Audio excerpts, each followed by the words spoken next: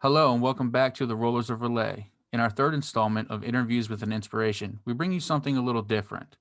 This guest is the host of my favorite actual play podcast, called Cthulhu Podcast. The characters, the stories, the humor, they all make me come back time and time again. Please help me in welcoming Jeremy Johnson of the Lovecraft tapes. Jeremy, thank you so much for being with me today. Thank you, John. This is quite an honor. I appreciate this. It's going to Yeah, be fun talking with you. yeah, I listen all the time. It's my usual like playing in the car as I'm driving to work or driving home from work. Mhm. The humor is it's so funny it's so funny what your players can come up with, and Yeah, we'll talk a little bit more about that too, because that's one of the things that really keeps me coming back. That and the storylines are really good.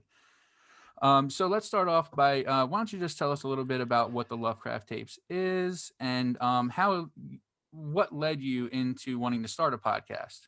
oh, sure. So, Lovecraft Tapes is an actual play, Call of Cthulhu uh, uh, podcast. And essentially, what we do is we play 7th edition Call of Cthulhu RPG and record the whole thing. And that's kind of what and who we are. Um, I basically started listening to podcasts and realized that there was this trend of people doing actual play gaming podcasts. And at first I thought, who the hell is going to listen to this? This just sounds dumb. And but I'm a role player from back in the old days, and I started listening to what's the not the, what's the Dungeons and Dragons one? I can't quite remember that one. Oh, there's a whole bunch of Yeah, them. yeah, yeah. It's the really funny one. I can't remember. But also Cthulhu and Friends was the one thing that sort of snagged me because, I got to listen to them as they were getting started, and there was a streak of humor in their scary storylines that really sort of attracted me, and I thought this is pretty cool. But the one thing I thought as I listened to all podcasts was, how could I make this better? Like the quality was pretty shoddy across the entire podcast spectrum. People didn't really care about production values that much, so you'd either have a really rough RPG, actual play, real play, with coughing and sneezing and dead space and silence and all that stuff, and then on the other end of the spectrum, you would have a drama, an audio drama that was very highly produced and very slick and marketable.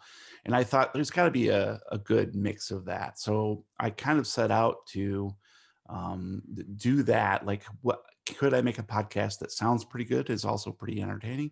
I had no clue what going into it would entail, and that is both on the production side and also on the actual playing, because I knew how to play role-playing games and played Dungeons and Dragons from way back when, even played Call of Cthulhu to a certain extent. And we, along with my brother Brian and a couple of his friends, Matt and George at the time, we jumped into it just to see what it was like. And we did a couple tests, and I tweaked the formula slightly, and then we kind of learned and evolved as we went along. So that's the sort of genesis of how that came about. Yeah, that's one thing that I really liked as well. Starting from the beginning, you can tell the progression in ease of play, Hmm. especially when you started introducing the before you guys started playing the rules, different types of rules, and explaining them very well. Hmm. I'm very much a person that is I learn by watching or listening, or I'm not one of those guys that likes to jump right in. I'm a little more I like the kind of analytics that go along with it. Hmm. Um and that really helped me out a lot, especially when you Good. talked about the chase scenes and how to Yeah. conduct a chase scene, because that Hmm. was one of the things that kind of I haven't introduced that yet because I haven't quite nailed it down. Right. But I the would I chase would say scene, that we probably haven't either, but well, there's one chase scene that I don't want to give too much away, but there's one yeah. chase scene that you guys do that the outcome of it was I don't know how they're going to come back from this, Right. but you did perfectly. Yeah, we didn't know either, really. I mean, and that's part of the fun, to your point. going over these rules serve two purposes. It sort of introduced people, listeners, to the new rule set, the 7th edition, but also serve to teach us because we were all kind of new to the whole thing. I tend to go less rules based and more story based or narrative based. Um, but it's also really nice to have those core mechanics that you can rely upon and introduce, if not an element of randomness, um, at least an element of something that you can fall back on if the narrative thing isn't working quite as well. So Absolutely. I'm definitely more story oriented as well. And I think a lot of that has to do with me listening to your podcast before mm, playing. thank A you. good story is always, to me, more important than stopping the story and figuring out the semantics of a rule. Yes, absolutely. I've played. I remember back in the D&D days. I played in a group that was rules lawyers all the way. So we Yeah, would constantly interrupt the action to go look up this obscure rule. And that's the one thing that I kind of didn't want to do. Keep the flow going, keep the narrative flow going. And I would say that I'm not great at memorizing rules. So I try to keep like little thumbnails or little, we use Roll20 and I have these little journal notes where so the chase sequence is in there. I have a whole spreadsheet, not spreadsheet, but like a page dedicated to just the chase stuff. Keep it simple, simplify it even if I can further than the rules specify. But I always have like these little notes or sticky notes that help me move it along without having to look back at this thick rule book. absolutely. And that kind of leads us into our next question as well. And the thing I said about your podcast in particular is the storyline, the overarching storyline between the characters is one of the things that is truly mystifying to me, the way that you can weave them through the different scenarios. Mhm. Um, how much of that is like a script, or is it all based on what the choices of the players, what choices the players make in game? Yeah, it's definitely a mix, but it's mostly uh, is the outcome of the character's action. So I don't tend to script that far in advance. If there is an overarching storyline, it's something that I've stitched together. So, if case 4 ended this way, maybe I could use this one little element in case 7 further down the way and kind of bring these elements back together and just weave them in. Um, I think if you've gone through and listened to cases 1 through, we're recording 11 right now, any of those first 10 cases, you'll probably see that there's elements that keep popping up, and then there's also a lot of threads that just simply go nowhere, Mm-hmm. right? They're just sort of there to creep you out, and maybe they haven't come to fruition yet, or maybe they never will. And even I don't really know that to a certain extent. I might go back at some point and say, "Oh, um, Roy did this, so maybe in this new case, I can add this little element and sort of seed something that's going to happen a little bit later." So it's not a script that's overarching that I've written and it's going to go from point A to point B. It's sort of an ongoing stitching together of the narrative. That's how I approach it. And the fact that you can stitch together any threads that Roy Arroyo puts out there is pretty amazing to me. It's Yeah. master storytelling right there. Oh my gosh. Yeah. Uh, It's he's a wild card for sure. Yeah, he's definitely the wild card of the group. There's no doubt about it. And again, that brings us to our next question about characters. Let's talk about. I'm going to talk about two, but you're welcome to talk about as many as you Mhm. like. My personal favorite is Dan. I feel as though in the episodes that I've listened to, Mhm. I've become attached to him. I can kind of see the humble beginnings from the very first episode all the way to the development of the character of where I've ended in the episodes now. He seems like, with Samantha kind of on the back burner of where I am in the podcast now, Yeah. he seems like the more level-headed one of the group, and I'm not exactly sure what that says about the eclectic group that we have going on here. But like I said, I think that he's my personal favorite.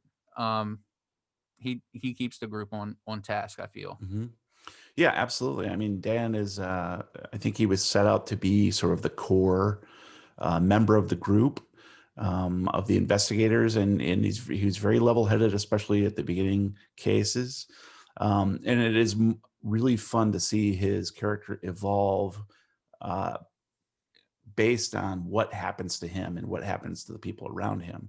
It's I would say that he probably has the most emotional arc. So That's for that's been sure. fun to watch Matt play that out. Yeah, and not all the roles are a success, obviously, but the Yeah. last episode I just listened to, he was almost dead on his back, rolled a critical success, and Hmm. saved the whole entire group. So I mean, Yep. it's things like that with the storytelling that are just amazing. I was literally on the edge of my seat, going, "Oh my God, is Dan gonna die?" Good. Good. That means we're doing our job. Yeah.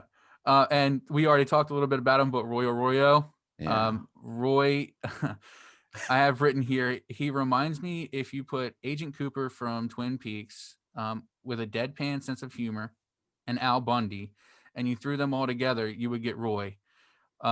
His love and obsession with screen doors is by far the funniest thing I think I've ever heard on any kind of Yeah. storytelling level. Um, I, I don't even know where to go with that.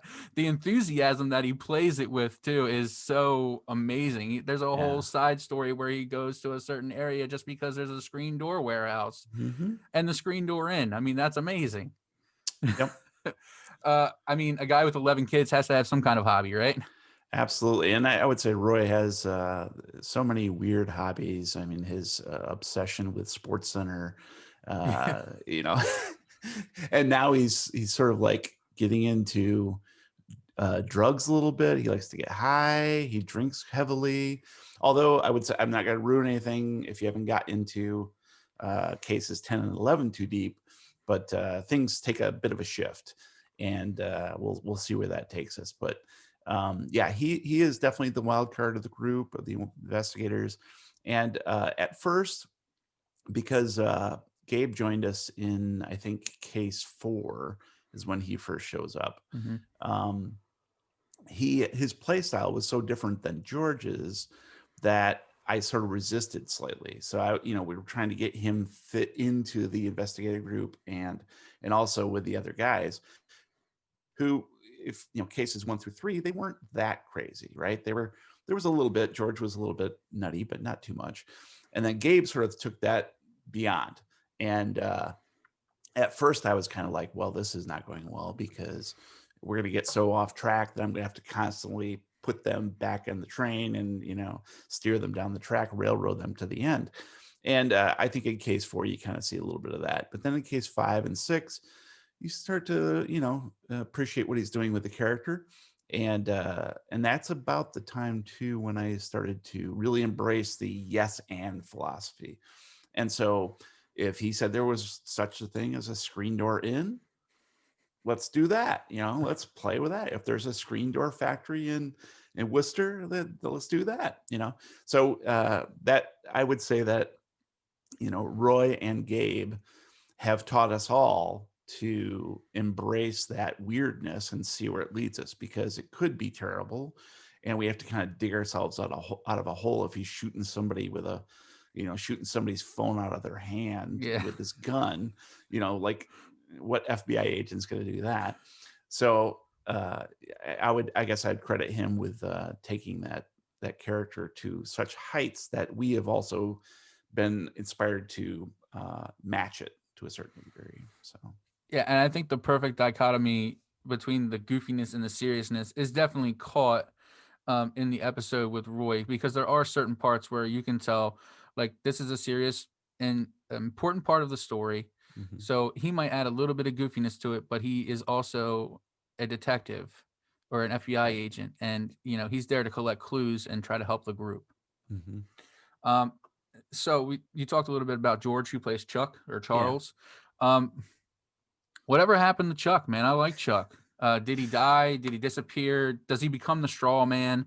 I know there's a little bit of callbacks to him, not as mhm, much anymore, but it's one of those things where it's like, oh man, what happened to him? sure. And lots of people have asked this, and the plain fact is we don't really know. And I kind of like being able to say that because, George is still a friend. and he wanted to move along from the podcast, so we sort of made that happen. And but his character has always been floating out there with an undetermined fate, and I really like to think of him potentially out there, might pop in again at some point, and I don't want to put any kind of stamp that says no, that's never going to happen, right? So I don't think that he became the straw man. I don't think that's a possibility. I'll say now he's definitely not the scarecrow, Okay. but it's he's elsewhere, and hopefully we'll be able to see him again at some point. That would be really nice. Yeah, that would be very cool. I think that would be really, really awesome. So when you're going about creating the setting and getting, kind of prepping for gameplay, Hmm. what inspires you most? And, as storytellers and as people who create, who use modules and also create their own games, we all take a little bit from something. Hmm. Mine is very much, horror movies and horror stories and things like that. How about you? Yeah, I would say the same thing. I read a lot. I watch a ton of horror movies. So definitely I pull some stuff from memory and from stories I've read, even Lovecraft stuff. But also lately, I have a thought. So for case 11, this is no spoiler, but there's a mansion. And so I sort of went out there. I was like, I really want to get a physical representation of what this mansion would look like and feel like, and even get a floor plan. So, I basically just started Googling all sorts of images. And so I started with that core thought that I want a really prototypical New England haunted house type situation. And, and I went out and I found a, um, floor plan, and I started just plotting what that floor plan would be in terms of a haunted house. So, yes, movies, yes, literature, yes, those are all influences. But lately, I've been like, oh, this is a really cool floor plan. It's what would the materials be like in that? So, just the internet itself can be this constant, limitless source of data that you can infuse your games with. Um, so I would say that as far as tone, then I start to look at movies and literature a little bit more. Um, for whatever reason, I was thinking of Clive Barker this time around. That's one of the main influences of the current one, which is titled Haunted Heart. And you don't have to dig too much into Clive Barker's work to find similar themes. And so that this time around, that's kind of what I did. Very cool. Yeah, that's cool too, to kind of pick um a director or a creator or something like that and kind of Hmm. move in that direction. Yeah, I Um love Clive Barker. His books of blood were a huge influence on me for sure. Absolutely. Yeah, I'm a big comic book guy and I have a bunch of, Clive Barker comic books Hmm. and things like that. I mean, Hellraiser is Yeah. one of the first horror movies that I fell in love with. And, Hmm. being at a young age, I didn't understand kind of the deeper story of it. But Hmm. it's one of those things where, I love it. It's kind of like The Thing. It's just one of those things I saw at a young age and I just keep falling in love with it every time I watch it. Yeah. I can remember seeing The Thing in the theater, and there was very few people around me. I remember that. So this would have been 82. And sitting in that theater watching this movie, and sort of walking out the same way I walked out of Pulp Fiction, where I was kind of like, do I like this movie? Yeah. I just saw something that I really have never seen before. And it's like one of those movies that you just sort of spin in your head for a while. And at the end of the day, you're like, well, I got to go see it again. And just to make sure. And then it's that second viewing where you're like, oh my God, this is amazing. And The Thing in particular, that that's a huge inspiration for me. And it is my favorite movie of all time. So Wow, really yeah. interesting. Let's talk about well, we kind of talked about letting rules kind of sit on the back burner to a good story. Hmm. Um, but let's talk about your commercials. The commercials are awesome. I mean, they have the Yeah. same kind of amazing quality and definitely editing skills of like a actual radio commercial. I mean, it's Thanks. amazing. So, how do you come up with the commercials, and how is it that you can make West Labs so enticing? Right. Well, that was a little joke. I forget. It was probably even early on in some of the episodes where someone made a joke that Herbert West had a laboratory here in this particular thing, and we sort of spun that off, and just in group we started joking about, oh, what if Herbert West made this, and what if Herbert West made that, and of course then we began just actually writing those commercials, and it's so much fun. I mean, if you watch. Saturday Night Live, then you see those crazy commercials, shirt in a can, or Hmm. you know, all those crazy products. And we thought, oh, we could do that, but let's give it a little Lovecraftian spin and have fun with it. And I think it wasn't really initially. I was kind of like, well, I'm going to make these commercials so they're like super creepy and intense and like scary. We need scares. And over the course of the first few cases, we're like, no, we're getting to be a little nutty here. Let's be funny. So it's a mix of both. We try to do a little bit both. You'll notice I write and record probably 85% of the stuff, and then Matt does a bit, and then the other guys do a very little bit beyond that. And I think you'll see like mine tend to be a little less goofy. There's like always a weird sour twist at the end of them, Hmm. Yeah. that I try to make sure that it both entertains and makes you laugh, but also makes you like, oh, this is a little weird. So those are a lot of fun, and I think Herbert West Industries can produce anything. So anything that's in our world could be manufactured by either Herbert West Industries or one of the offshoot, things. So I just Yeah. view them as like this weird conglomerate now in 2020 that they manufacture, and they own all these little subsidiary companies that can do other things too. They're just taking over the world. Yeah. You seem very level-headed when playing with a kind word would be eclectic group of characters, and that's not only characters in game but characters out of game. Hmm. And I appreciate the fact that you can take levity and humor into a horror setting. But is there ever a time, you kind of hinted on it, but is there ever a time where you have to say, all right, we're stopping right now. I need you guys to get back on track because we are nowhere near where we should be right now. Well, yes. Early on, that did happen occasionally. Like we'd have to just kind of like, I think maybe there was only maybe one or two episodes where we had to stop, not due to technical reasons, but just like, I don't think we're going in the right direction. So let's rail it back. But like maybe one or two times. That's it.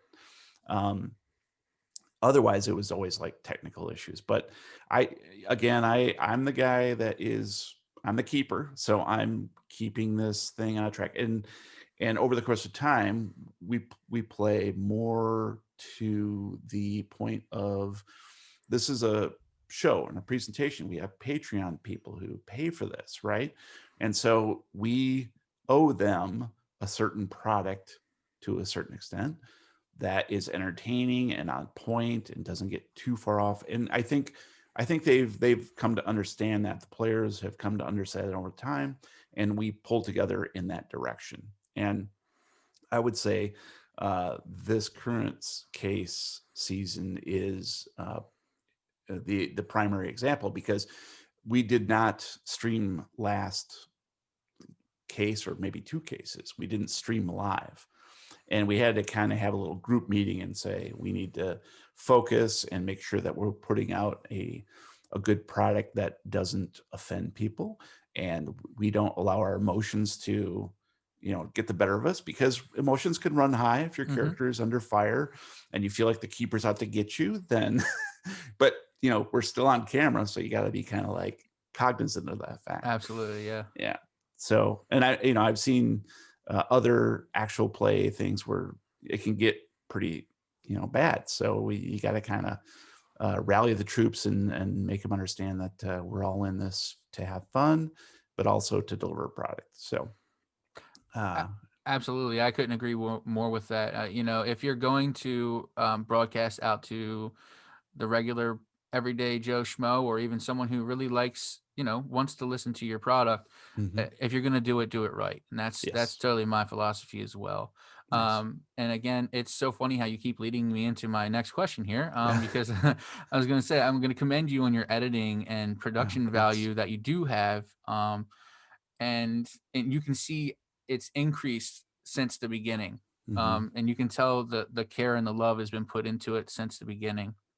um, Now, is the editing and marketing and things like that, is that something that you all do, or is that something that you take care of, or maybe you send it off to a different person and they do it? Yeah. No, I handle everything as far as the editing, the recording, the broadcasting, all that stuff. So that is all completely me. Um, and primarily that's because that takes a lot of time and effort, and at this stage I've become so proficient at it that I have a certain workflow that will minimize errors and things like that. So yeah, I take care of all that stuff. It is a lot. It's a lot of time. So, you might listen to a 1 hour podcast. That 1 hour podcast actually takes, not including the recording, which usually takes 2 hours, Yeah. right? The Yeah. 2 hours becomes 1 hour, but not until I've spent 12 hours whittling that down. So, and then adding all the bells and whistles, and that's just been a learning process. Obviously you can listen to the early cases and see how rough it is and how rough the quality is in episode one. It's pretty bad, and I've gone back and tried to clean it up, but we didn't have great microphones back then. We didn't have the technology or the know-how or the settings exactly right in the Audacity where we record locally. Um, so it's just been a learning experience to figure all that stuff out. And I think we've gotten to a point now where I'm very comfortable starting to spend more time adding in sound effects and additional music and things like that. And these guys, even though I do the bulk of the marketing and all that stuff, these guys work on their characters. They work on their uh, uh, presentation and their acting skills, voice acting skills, even together. So they live over in Detroit. I'm on the other side of the state, so we hardly ever get together, especially now. Hmm. And they often meet up and sort of collaborate and make sure that they're going to deliver a good product too. So that I don't want to undercut their participation in that, and they do help me with engaging our Discord community, which you got to see I think Yes. last Tuesday. Yep. So yeah, they do a great job in that aspect. I'm more the technical part of it, and they help me out with some of the auxiliary marketing things. Yeah, and the fact that you guys are so visible on your Discord is, Yeah. I commend you on that as well, because there's a lot of times where, the big thing about, when I wanted to start this, I didn't want to do a paywall, no Hmm. paywall at all. I've seen some podcasts where it's like, if you donate $1 a month to our Patreon, we'll give you the key to get into our Discord and things like that. And I just didn't want to do that. I want to kind of keep things as free as possible. As you know, there are some kind of background expenses that are, that do occur, but Hmm. it's the price of doing business, I guess you would say. Hmm. And the fact that you guys have an open Discord and that you are so visible in your Discord, I highly commend that. And that's something that I try to do as well. I try to, engage in conversation, start conversation to get the community together. Hmm. And, because, I can have all these super ideas that I think are awesome, but 99% of the other people, when I throw them out there, they may hate it or they might want to expand on it. You know what I Yep. mean? Yep. And the whole Rollers of Relay community is just, we're there to have fun. We're there to play games. We're there to host games. We're there to meet new people. You don't have to pay for any of that. Yep. And, I appreciate you guys for doing that. Yeah, I think it's a good philosophy. I will say that I'm sort of a stalwart of older school type thing. So when we first started, we were like, how do we meet up and collaborate and things like that? I said, let's start a Slack. right? And because I didn't know. I mean, I'm more of a project management kind of experience, and we established the Slack, and that was okay. But but then like one of these guys, to their credit, was like, oh, we're going to start a Discord server, and they actually initiated a Discord server. And I was like, what the hell is Discord? I don't know. I'm an old dude. I don't know what this shit is. And so we, started up on that. And as we got more and more integrated, I was kind of like, no one's going to come to Discord. No one's going to pay us on Patreon. This is, we're just a simple little podcast and now we have like, I don't know, 70 patrons or some crazy number. And, like everything I thought would have never happened, or at least not happened within the time frame it happened, has happened. So our community is crazy. These people are just amazingly creative. Chris Parker, who wrote our new intro, the song intro, Hmm. he's been on a guest appearing on a couple episodes and that sort of thing. So we love this interaction with our fans and with our listeners. That we want to welcome everybody, and we don't want to put the podcast itself behind a paywall, but we also want to reward certain people who are willing to spend a couple bucks, Yeah, absolutely. giving them a little something extra. So And I just recently saw that you guys have a I always pronounce this wrong, probably kofi. yes, I noticed that you noticed. Yeah, and Thank you. but the thing about it that I find really cool is that if you do decide to buy a coffee, as they say, Yep. you have the opportunity to. It was something along the lines of say what happens on a critical fail or a critical hit or something like Yes. that. Yeah. So, and that's a new development for sure. The Kofi thing is new. The Patreon thing is we set up these tiers, and at certain levels, you can actually name an NPC. You can play an NPC Very in cool. a one shot, which is great. We've had I never thought that would happen, but we've had a lot of people who have given us a lot of money for stuff like this. But no one has ever stepped up, and I'm kind of glad that they haven't. The top tier is like $500 or something crazy, Mhm. and it's you can kill a character. Oh man. So yeah, I mean, it is like if anybody ever did that, I would be seriously concerned, because they can essentially, I would collaborate with them and they would decide the fate of one of our investigators and basically kill them. But thankfully that's not happened yet. So Yeah, I wish you guys the most success in the world, but I hope that never happens. I know I'm very frightened that it would. And to be honest, the lower levels where someone could actually play an NPC, I was really concerned that because you don't know if people if the here's $100 or whatever, and can I play an NPC? Uh, and so we have been really fortunate to have just crazy creative people who have a lot of talent, who have appeared as guests on our show that we wouldn't have known otherwise, and they're friends with us on Discord, and we watch movies together, and it's been incredible.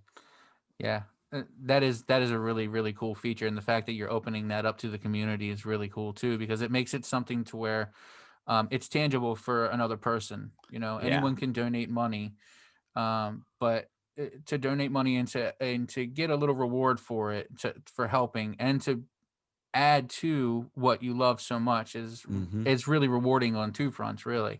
Yeah. But let me just say that $500 to kill a main character, that's a little too much power for one person to have. It is. I absolutely agree. And I think when we set these tiers, like way back when, like 2 years ago, uh, I don't think we really thought it through. We were just like, what would be a crazy figure if you wanted to kill somebody? And I probably copied it from somebody else's Patreon, just thinking like, oh, this would never happen.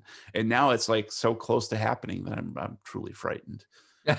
So Yeah. we'll see. And the Kofi thing is a new deal, because we never really streamed on Twitch before. We only streamed on YouTube. Mhm. And one of our followers was like, you should do this, you should integrate this. And I was kind of like, okay, I'll check it out. So we checked it out, and then I saw the Kofi thing, and I'm like, okay, Patreon is one beast, right? You have tiers, you have rewards, it's all very structured. The kofi thing is, I view it more as like a tip jar, Hmm. right? Here, go buy yourself a coffee, go buy yourself a beer, whatever it is. And then somebody else was like, well, why not make a system so that if every time somebody rolls a 1, you kick in $1 or whatever. If every time rolls a fumble or a extreme critical success, whatever it is, then they would do that. And it's up to them. We don't Yeah. set any rules. You can't really set up any rules. Yeah. But the people that do watch us on Twitch have done it. So I've built a little thing on the live Twitch stream where you can put a little message and then your name will float up during the broadcast. So it's it gives them a little bit of exposure and gives us a couple bucks. And Yeah. we're trying to figure out, like, do we actually use this for coffee or beer, or do we pour back into the podcast in some fashion, or do we use that for like a fundraiser? Yeah. And we're still trying to figure that out because it's something we just implemented. Yeah, that's an interesting idea. And one of the things that we work kind of hand in hand with another server on Discord called Triple J Gaming.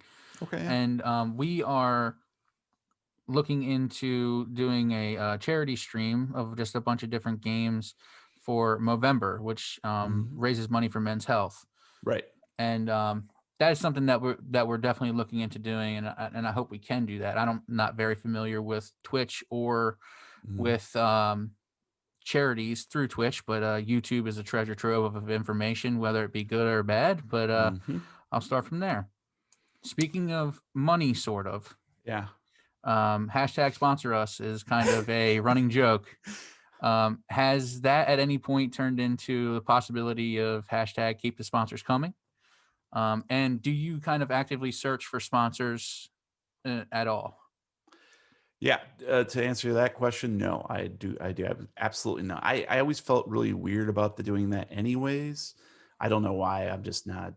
Uh, Maybe I'm not the greatest marketer in the world, but I don't. I've never actively sought out anybody. A couple people have approached me, and for whatever reason, it didn't quite work out, and I'm kind of okay with that because it is a running joke, and it's a good one, and the fact that Patreon folks, our patrons, pay us for that support kind of takes that role away a bit. So I would feel strange um, having an actual sponsor that had some sort of mention or commercial within our podcast play in something that someone else pays for already. So I would feel very weird about that. So we much rather do the fake sponsors, the fake commercials, which are totally real, and and just keep the hashtag not sponsored. But having said that, who knows what happens in the future?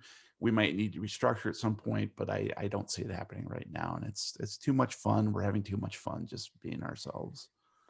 Yeah, I agree. I told everybody in the Discord that once it starts to become too much like work, I think I might need to pull out because right now Yeah. I'm having fun. Yep. I want to share what I love with other people, which is one of the reasons why I started the podcast. Good. Um, Scrolling through the Lovecraft tapes merch store, I see a bunch of things like the taco fish sticker, Hmm. t-shirts, books, cups, mugs, masks even. Hmm. um you tell me, what should I buy? Should I buy a taco fish t-shirt or sticker? And tell us a little bit about the artwork, maybe like who does the artwork, or how you Sure. go about maybe commissioning artwork. Yeah, so I'm very lucky enough to have a friend named Justin Levesque, who was the cinematographer on my movie, and but he's also a graphic artist designer, and he's also developed some of my beer labels, my fake beer labels for my homebrew stuff. But he is so talented. He came up with the logo. I asked him to do it, and he did it for me for very little money, and so he did the tape head logo, our main logo. He also designed the taco fish. He's really good at that. He has the same sort of sixth sensibility that I do, which is nice to have someone to talk to on that level. Um, and then along came Simon Gumble. out of the UK, and he is a fan of the podcast, and he's the one that started to do the chapter summations. So he does these grand pieces of artwork that have a lot of the episodic details in them, which are just fantastic. I love his style because it's um, so cute. It makes it cute, but it's also just quirky and kind of fun. And I think Simon Gubble is a great artist, and he stumbled upon us, and we stumbled upon him. And I asked him, "Would you mind if we put some of these things on some items, as if anybody would ever want to buy them?" And of course they do. Then and so we basically just go to like Teespring or whatever it is, one of those places that can print anything on anything, and offered it up, and it looks great. And personally, I have pretty much one of everything. I like t-shirts. I wear a lot of t-shirts, particularly now when we're all working from home or whatnot. Yeah. I'm trapped at Yeah. home. So yeah, I love the taco fish ones. And then of course I think it's the Cthulhu cart one is great. Yeah, that's cool. That Simon did. Yeah, I love them all. I have the stickers around here somewhere too. I was at Yeah. I was actually looking at my fantasy football lineup right before Mm-hmm. right before I jumped into the Zoom meeting, and the one of the ads was for the Cthulhu cart right Oh, no above. kidding. Yeah, right Oh, above because it. you viewed this recently. Yeah, Yep. that's it. Yeah. Yep. Yeah. Speaking of taco fish, some Mm-hmm. people were probably asking themselves, "What in the hell is taco fish?" I know what it is, Yeah. but if you could explain a little bit what taco fish is, to me, it's one of those beautiful, ongoing jokes that every time I hear the word taco fish, I just smile because I know for at least Right. 30 seconds there's going to be a little rant about taco fish. Is it a fish or is it a taco? Yeah, and that's how it came about. It we were just plugging along, trying to fill in these gaps, because we do. Back when George was on the podcast, the one thing he hated was small talk, right? There's a lot of in jokes about that too, but uh but you still have to build out and flesh out this world, and so a lot of that has to do with food. What restaurant are you going to? What are you having for dinner? That sort of thing. And how do you take something so mundane as lunch or a fish taco and make it stupid and funny? And taco fish was born. And then it's like, okay, where do we go from here? What does it look like? How do you actually prepare it?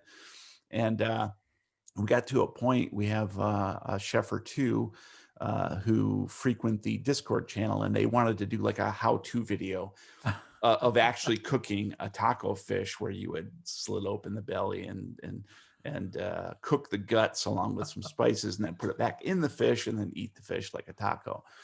And I don't know if I'm happy or glad they haven't done that yet, but because it would be weird enough that I would have to feature it on our YouTube channel, because it would be creepy as hell, and it would look exactly like a SNL Oh fake yeah. commercial. It'd be Oh great. yeah, for sure. That's amazing that someone actually Yeah. went through the time to make a taco fish. Yeah, yeah, I'm a little frightened about that. And I'm like, how do you get the fish crispy? But I imagine if you deep fried it, you could get the outer edges of the fish to be nice and crunchy. Um, the funny thing is too, we try to do the hashtag taco fish thing. And then there is a restaurant down in Mexico where they use hashtag taco fish, but it's an actual, just like a fish taco. But they use that. So whenever they post it, I try to retweet it just as a joke, because it's not real, but it's Oh my awesome. god, that is so funny. Just even the small talk about taco fish we just had just makes me laugh so hard. Yeah, and that's just like the guys were just trying to like fill time, and how do you make it funny? And yeah, taco fish. That's so good. That's so good. So, before we kind of wrap it up, I just want Mhm. to ask you about you, Jeremy, the writer, the Yeah. filmmaker, and the brewer. I see on the site www.lovecrafttapes.com that you have written a few short stories and a few Mhm. novels. I actually see one in the background there Yeah, as well. Sheila right there. I noticed one of them, Sheila Helsing, sounded a little familiar. That was a character that you played in, I believe, it was the first side quest. Hmm. Do you want to tell us a little bit about the novel and how it came to be? Sure. Yeah, I wrote a story. Gosh, I don't know, back in the early '90s, probably, and I had this thought in my head: what if the Van Helsing line from Dracula would have, continued along? What would that look like? And also, I was studying feminism in college, so I kind of wanted to be, have this really strong female character who was also a sort of hard-bitten noir detective, but hunted demons. And I came up with this idea, like, you know, there Lovecraftian device where there's something beyond the veil, and so she knew about this because her grandmother was killed, or her mother was killed in the basement by a demon that would just happen to be living in the basement. And she grew up and sort of had this little side thing where she killed demons. And but she also used a combination of, like, gun-toting noir detective, but also some religious stuff. So it sort of got me out of my comfort zone of writing typical horror fodder, where a strong female character, but also a religion, two things I wouldn't know very much about, really. I mean, and so it forced me to do that. I use that as my uh, uh, uh, solo project in college, and presented the novel as my end thing. And then since then, I've sort of revised it and gone along with it. And finally self-published it on Amazon. You can find it on Amazon. Sheila Helsing, Demon Huntress. Also, I have a collection of short stories, Euphorbia Helioscopia, which has that Genesis story in it for her. So they kind of tie together slightly. But I've always written stuff since the '80s, even earlier than that. I grew up writing short stories. I love telling horror stories. I would tell my little brother Brian when he was just a little kid. I'd tell him stories about vampires and stuff, just like, try to scare him. And that's how that came about. So I've been writing forever, and this podcast is an evolution of that storytelling. That's all. Absolutely. The episodic storytelling. Like I said, it's one of those things where I listen to the podcast, and sometimes you can kind of get an idea where the story's going to go when you listen to a different podcast. But with yours, I equated it to when I was talking to someone. You kind of think you know what's going to happen in Breaking Bad until you realize everything you thought was wrong. And that's kind of how I equate it. So I love that I don't know what's going to happen, which is another reason that it brings me back so I can know what's going to happen next. Nice. That's good to And hear. I guess that some of that has to do with your film work and maybe storytelling in film. Mhm. I saw that you have a credit for you directed a film called Deciduous, Mhm. which can be found on your site. Do you have any other ideas of making another film, possibly? Yeah, I've got a couple of scripts kicking around. I will say that the making of Deciduous was a huge learning experience. It was, I didn't realize, I thought, oh, you just make a movie, you make an hour and a half movie. It's no big deal. And prior to that, I had made several short films that were just, quick little knockoffs with no real thought to lighting or audio or anything like that. This time I actually collaborated with some folks on Deciduous that had skill. It was an actual actress in it who knew what the hell she was doing. My buddy Justin was the cinematographer, so he knew the camera stuff. I thought I knew enough about audio to actually create some good audio and record good audio. I was wrong. That was the one failing of the entire thing. Even though I wrote it and wrote the script and storyboarded everything, it boiled down to bad audio. So it took a long time to do. It was very tiring, strained some relationships. Yeah, So yeah. there was a lot of fallout from that particular project. So I'm not super duper eager to get back into, like, full length filmmaking. And obviously, we're here in the quarantine, and it's much harder to collaborate with anybody. But it would be nice at some point to get back into short story filmmaking, because I have a ton of short stories. I have some scripts that would make great short films. So at a certain point, it would be nice to get back into something like that for sure. That sounds exciting. Yeah, I was Yeah. just thinking as you were saying that it'd be cool to see some of those commercials as maybe like a short, maybe Yeah. 2-3 minute clips. Yeah, I agree. I think Justin could help me out with something like that, and maybe that's even that's actually a really good idea, John. Like that's something that I could set up and do to a certain extent, even right here in my house. So I might give that a go. I don't know. We'll see. Yes, I hope that becomes an actual thing. That'd be amazing. So in the beginning episodes, Mhm. you talked about Boomstick Brew, and I was like, okay, Boomstick Brewery, cool. What is it? I'm guessing that it's your home brew. And let me just say that Ash Williams will be very, very proud of you because I got it Mhm. right off. I got it right as soon as you said it. It's okay. Because immediately when I think of the Evil Dead, I think this is my boomstick. Yeah, absolutely. And I saw on the website all the different kind of brews that you have. Is there ever any idea of you marketing this for, just regular consumption for the public, or Mhm. is it something that you kind of keep for just friends and family and just your own personal use? Yeah, at this stage, it's just friends and family. I've played with the idea of potentially going a macro brewery or something like that. It's something that my wife and I have toyed with, and because we both love food and we both love beer and wine and that sort of thing. So it'd be kind of like uh, a pipe dream, you know. At this stage, I don't think it's in the cards. So right now, it's just if you know me, come on over when the quarantine's done, and we'll have a beer. Because I do continue to refine. I just got a new brew system that's all electric. So I'm super excited about that because it's like, I don't have to take these gigantic 15-gallon, kegel systems and lift them up all day long and spray them out in the yard. I can do everything in the house, which is really great. And so I continue to make really weird beers that have kumquats and jalapenos and basically anything I could think of. I love making strange ass beers, and obviously Boomstick is an absolute reference to Army of Darkness. And not only do I love the Evil Dead franchise, but I also took film school, film classes taught by Professor Vincent, who appears in Army of Darkness Oh, and cool. in the remake of Evil Dead.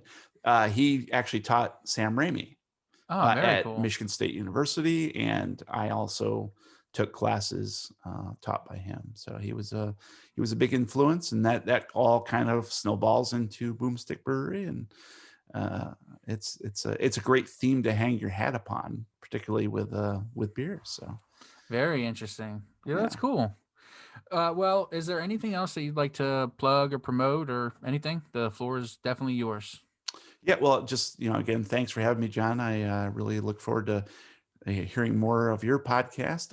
I saw your videos. I watched a few of those. I saw your interviews with Mason and so forth, and so I appreciate this. And the only thing I want to plug is just go to lovecrafttapes.com and check it out if you dig it. Listen, we're recording case 11 right now, Haunted Heart.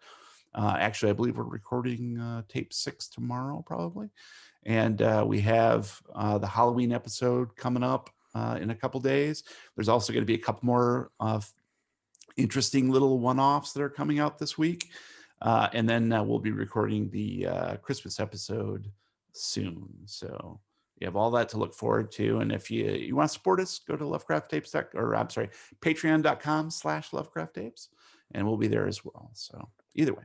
Absolutely. And thank you for the kind words on our podcast as well. That Yeah, really means a lot coming from you. It you're really doing a good job. does. Visit Jeremy and the rest of the Lovecraft tapes at www.lovecrafttapes.com. On the site, you can find all the episodes to date, meet the cast, and shop for merch. Feel free to follow Jeremy on Twitter at Lovecraft Tapes. You can also follow the Lovecraft Tapes on Twitch, and you can find them on Google Podcasts, Apple Podcasts, Stitcher, or anywhere you currently listen to podcasts. They're everywhere. If you are a fan of fantastic roleplay, humor, and horror, look no further than the Lovecraft tapes. You may even come out with a fixation for a taco fish or a slightly concerning obsession with screen doors as well. Jeremy, it's been an absolute blast talking to you. Thank you so much for squeezing us into your schedule. You're the first podcaster that I've interviewed, and you're the first actual play podcast to actually grab my attention and keep me coming back. So Thank you. from our podcast to yours, I greatly appreciate your creative mind and the creative mind of the rest of your investigators for sure. Well, thank you very much. Appreciate it. Thank you so much.